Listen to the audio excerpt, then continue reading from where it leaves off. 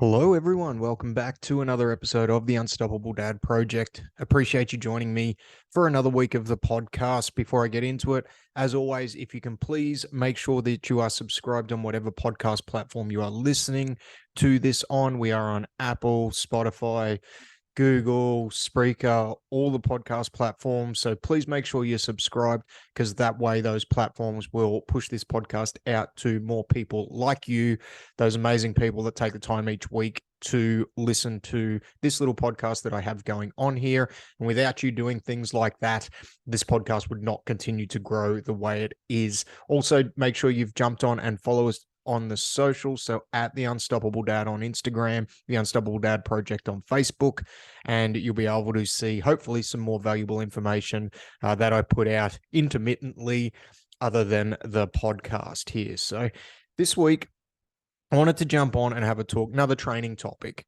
but this time the training topic is tailored towards people that I have helped quite a lot over the last, or a type of person that I have helped quite a lot over the last decade plus of being a coach. And that is the parent or the older individual who's looking to get back into sport.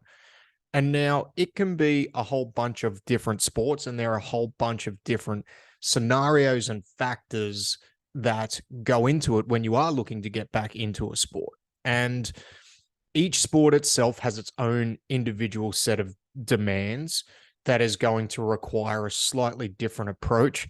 However, I think there are a few universal things that need to be looked at beforehand and then also while doing it based off your individual set of circumstances. Because I think getting back into a sport or a group activity for a lot of people is a super, super important thing, especially as we get older, we get kids, and especially if you are somebody who in the past has played a sport and enjoyed that and found some great sense of community and belonging from it. I think being involved in a group or a community where you are taking part in a physical activity goes a long way to helping people with their mental health. And I think that not only that, it also keeps people motivated to stay physically active and physically fit. And I think that they are two super, super important things, especially for dads and especially for men, because men, as we get older in life, I feel tend to isolate ourselves more. So making sure that you are part of a community, and especially a community that is doing something physical, I think is a really, really important thing. Obviously for me, I've gravitated towards Jiu Jitsu. I started it in my early 30s. I'm almost 40 now, and I've been doing it for 7 and a bit years, but I started it in my early 30s. So I was a little bit older when I started. And within that community, I've come across some amazing people, but it tends to grab people like myself who have played some form of sport, who have maybe stopped doing something into their later years as life circumstances have changed or circumstances have not permitted them to do it. And then now that they're getting into their later years, they're looking to get back into something, and that type of activity tends to grab them and pull them into it. And with that, because it is a physical sport and it's a contact sport, there is the risk of injury. There is a high risk of injury, actually. And especially if you haven't done the right physical preparation for it, it can become a bit of a problem where it's this stop-start thing and you're not able to build consistency with the activity. So jiu-jitsu is one thing, but I've also had a lot of people over the years that I've coached that are looking to go and play Masters football, AFL, Union. They may be looking to go and play social touch with their friends. Like, there are all these other sports that a lot of men and a lot of parents and females as we get older would love to get back into, but there's sometimes these things holding us back, or there are these concerns in our minds that we need to address before we go and do that. And I'm not advocating that if there is a physical concern for you to jump back in and do it, you just jump back in and do it. I actually think that can be the worst thing you can do, not just physically, but mentally as well. Because when you're getting into something new, that stop start that may happen if you haven't addressed the things that you need to physically first can be mentally destroying and can work in the complete opposite direction that we are trying to achieve by getting back into an activity like this. So let me just run through a few things that I think you need to look at, and then what you can do to kind of tailor the approach, or how you should look to approach things like moving forward. So the number one thing, the first thing that I would look at is your injury history. So what's going on right now? See, if you are somebody who has played in the past and is looking to get back into it, you've had a hiatus from doing it, and now you're looking to get back into it socially. Why did you stop? Why did you, is it a physical reason why you stopped, i.e. injuries? Has that been resolved? And have you gone through the right rehab process to address that? Because all too often, what I've found is a lot of people, when they finish playing a sport for a particular reason, they generally stop due to some form of injury concern. And then they stop and they become physically inactive, and they haven't actually taken the appropriate steps to rehab those injuries. And now they're getting to a place in their life where they can look to go back into that activity or go back into doing something. And by jumping straight back in without addressing those things, there is a really high chance of re-injury. Okay. So you need to look at that injury history, and you need to look at, has the underlying issue or concern been addressed to its fullest extent after that injury was done? If the answer is no, you probably need to either work with somebody or be very mindful of the activity that you're getting back into, that it's not going to exacerbate that problem or ease yourself back into it. So that's the first thing. The other one is your sports and training history.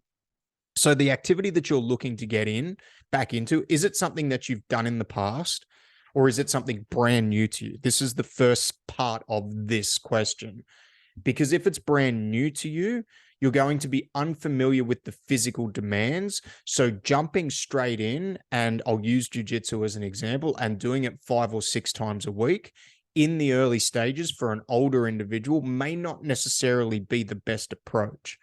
Okay, again, this advice is always very context dependent. It depends on where you are in life, who you are, and these things. But these are questions that, working with people that are looking to get back into sport, that I would ask them to help build out a plan for them moving forward.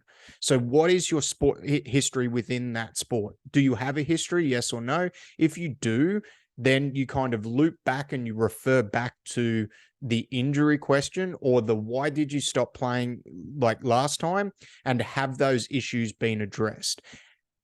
So that's the thing. Then the next part of that is your training history. Have you been physically doing something in the interim since you either stopped playing, or if it's your first time trying to do something, what's your training history look like? So what have you been doing physically in order to stay fit and keep yourself strong? And the answer to that question will give you an idea in where you need to go in order to start or get back into what it is that you're doing. And the last bit is time. Now, this podcast is kind of tailored towards the recreational athlete, but time's going to be a big one.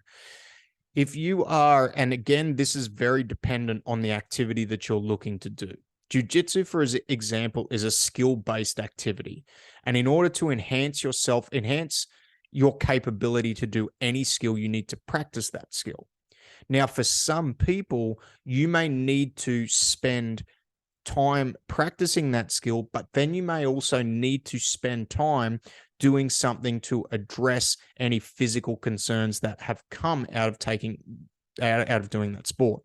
And what I mean by that is, if you are doing 3 sessions a week, which to start off with in an activity like that is probably a good starting point, but then you may also need to, if you have a really long injury history and things that need to be addressed, you may also need to allocate some time to recovery. And recovery can look like structured strength training. Recovery can look like going to the chiro, physio, massage, those types of things. So do you have the time to allocate to that? Because your progress will be dependent on that particular skill sport, you showing up and you doing the work within that. So actually putting in the time in order to progress and get better. Because if you're only doing it once a week, you may not see the progress that you need to in order to move forward. So the time that you have to allocate to it is important, because then it sets up your expectations from how fast you're going to progress and how you're going to move forward. If the sport is something like a touch football where you're only doing it once or twice a week, or it is something like a Masters Football League, AFL, whatever the case might be, that time that you need to spend on it is almost set. You might, if it's say something where you have a game on a Saturday, you may have 2 training sessions a week and then the game on the Saturday. So that time, it may be a heavier time commitment, but also with something like that where it's season-based, you also have an off-season to do more physical preparation. Whereas with something like Jiu Jitsu or an activity like that, some form of martial arts, it's generally a year-round thing. So the time commitment is a consistent time commitment rather than an evolving time commitment based around when the season's placed. So I hope I'm not jumping around too much, but they're the 3 things that I would look at with somebody who I was working with around their return to sport. And this is tailored towards, again, somebody who is a little bit older looking to get back into sport, who's had some time off. But these are even things that you would look at for a younger athlete who's looking to return to sport after an injury. But your injury history is number 1. Your training history and the history and your sports history would be number 2. And then the time, how much time do you have to commit to it? So they're the 3 things that I would look at. Now, moving forward, based off the answers that you get for that, then we would tailor a plan based off what you do, what you would need to do. Would you need to add in some form of structured strength and conditioning work with what you're doing? For most masters athletes or most people that are over the age of 30, if you have the time to do it, I think it is strongly beneficial to do at least 2 sessions per week of strength training to complement what you're doing, because that is going to not only safeguard your body from injury. Now, if you're playing a contact sport or you're doing something like jiu-jitsu, some injuries are going to be unavoidable. There is just nothing, because it doesn't matter what you do, like they're just going to be unavoidable. Your knees might be get put into a bad position, and I'm not talking about a submission or something like that, but somebody lands on it the wrong way. It's a contact injury. It happens.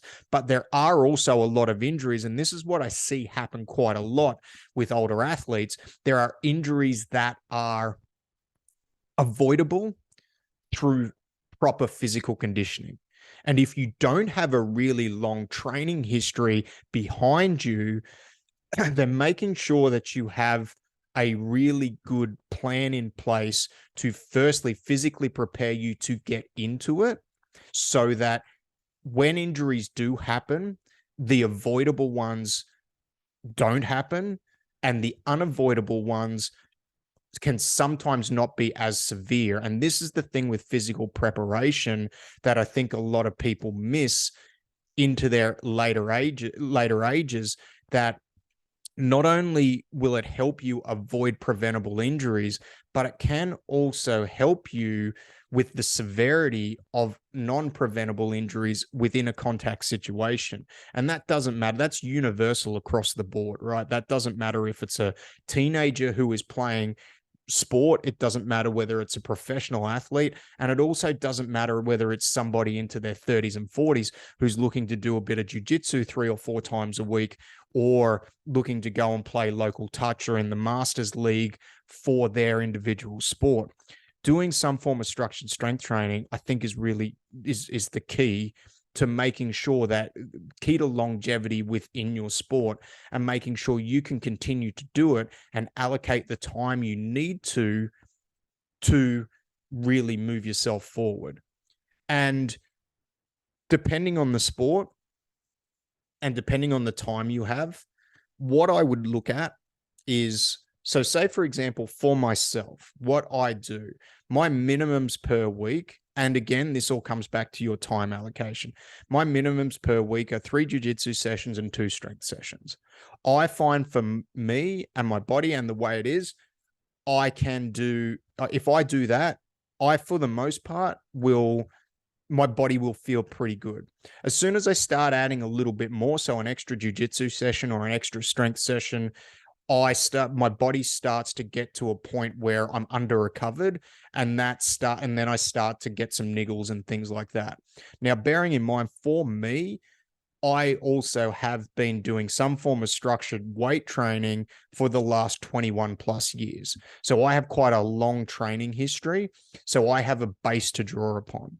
If I'm working with somebody who doesn't have that base to draw upon, those 2 times a week of strength conditioning will go a long way to helping, but maybe they need a little bit more on the strength conditioning side to actually get the same response that I would get with my training history.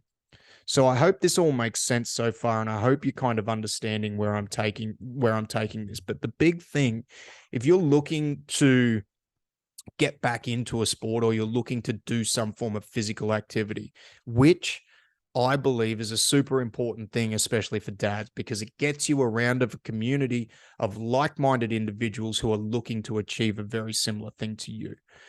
And I think that is something that is severely lacking in today's society for men. So if you are looking to do that, I think you need to seriously consider allocating some time to make sure that you are physically prepared for that activity. And that may look like doing 2 strength conditioning sessions a week, because you also don't want to be constantly, if you're doing jiu-jitsu, you don't want to be constantly off the mats looking at, hey, I'm injured again, I've got to take 3 weeks off. And then you go back, you do it for 3 weeks, and then all of a sudden something else comes up. Now, that doesn't mean that you're not doing the strength conditioning, does not mean that you won't get injured. It just means that your chance of injury decreases. And if you do get injured, hopefully you're not going to have to spend as much time off. And if, for example, you do get some catastrophic injury, allocating the time to doing proper rehab and making sure that it is rehab the right way before you go and jump back into the activity will mean that you're not going to have all these false starts jumping back and forth when you get back into doing that activity. All too often, I've seen people that have come back to a sport, and it doesn't matter where on the age spectrum you are, but especially, say, an older athlete or a master's athlete, where they jump back into their sport before they have completed the right amount of rehab, or they've completed a good amount of rehab, they just go back in on the heavy end, or they jump straight back into the deep end and don't ease themselves back into it. So making sure those injuries are addressed properly, or any physical niggles or pains that you have, the underlying issue is addressed, will give you the best chance of building consistency and getting back into that sport, because there's nothing worse than not being able to compete or not being able to train in something that you want to do due to preventable reasons. Okay, so that is my 18.5-minute rant on, hopefully it wasn't too much of a rant, but chat on some things that I think you really need to look at if you are older and if you are looking to get back into some form of sport or some form of contact physical activity.